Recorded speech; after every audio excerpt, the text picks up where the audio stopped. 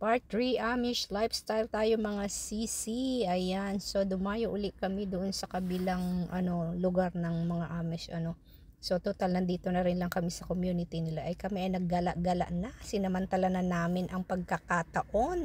Kasi madalang ka lang makapunta dito. So ayan, may nakita kaming store. So ngayon ko lang din napasok tong store na to, no. Tong tindahan ng Amish kasi medyo hindi naman ako masyadong magala kasama ko ang aking mga sinaunang mga kaibigan din, kaya ayan, dinala nila ako dyan. So ang mga Amish ano sila sa yung paggawa ng mga canning, yung mga handmade, ayan, magagaling sila talagang.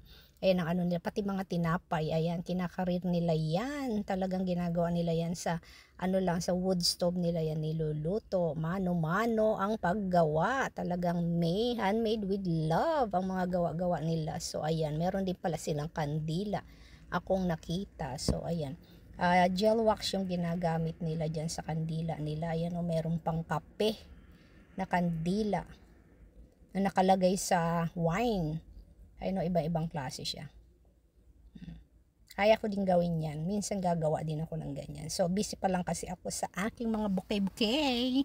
So ayan, makikita nyo yung mga napakasimple lang ng mga din dito tinda nila. Pero alam nyo ba yung mga tinda nila dito is mas mura ikukumpara mo talaga sa store kasi nga syempre gawa nila yan so hindi naman nila inaangkat sa ibang bansa or something. So sila talaga handmade talaga yung mga ginagawa nila.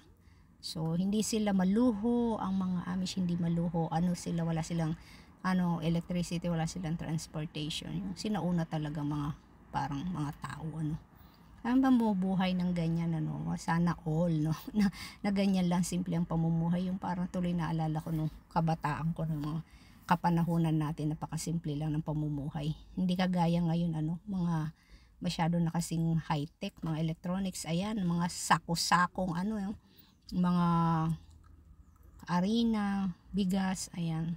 Kasi yung mga nila, pasta, yung mga pasta rin nila, alam yung mga gawa-gawa nila yan.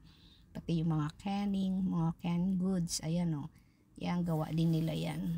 Nila, nire-repack nila para tuloy ako bumalik doon sa nung mga grade elementary ako, mga ganyan yung mga tinda-tinda noong sinauna Tapos ayan may nakita kaming wood stove yan